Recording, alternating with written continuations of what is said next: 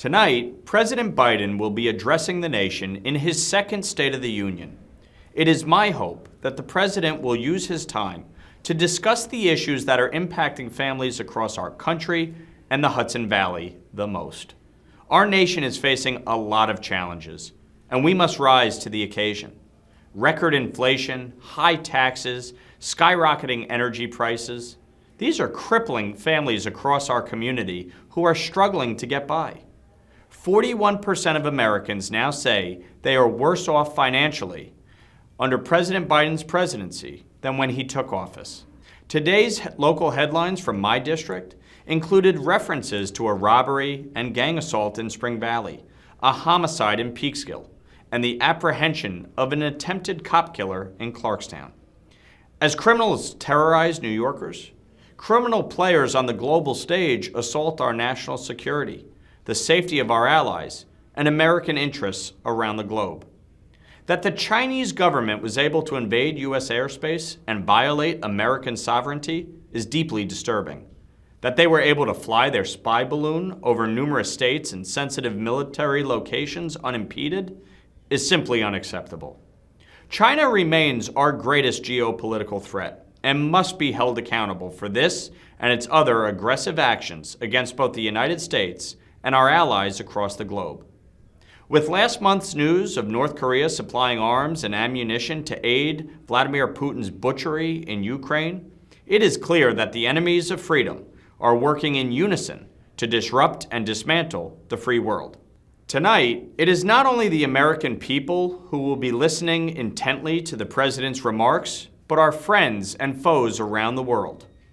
I implore the President to put our enemies on notice and warn them that we will use every tool at our disposal to confront this new axis of evil that we face. Now, my office recently polled constituents across the 17th District on the issues that are most important to them. The top response we received: the urgent need to secure the border. Fentanyl has now become the #1 killer of young Americans, and a porous southern border has enabled it to flow into this country unabated, decimating families and communities across our nation. 83% of fentanyl seized last year was seized at the border. Who knows how much more is poured into our communities?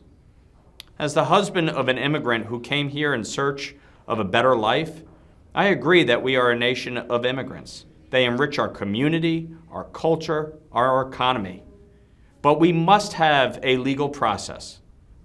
Both sides of the aisle have failed to address immigration and our nation's border crisis for years. And it's going to take both sides of the aisle working together to finally fix this broken system. Another top response we received in our district survey was the need for bipartisanship.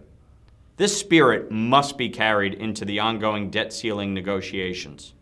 Out-of-control spending and debt puts our nation's credit and vital services at risk, placing a burden on every American citizen across our country that has become unsustainable. Speaker McCarthy has made it emphatically clear that cuts to Medicare and Social Security are off the table.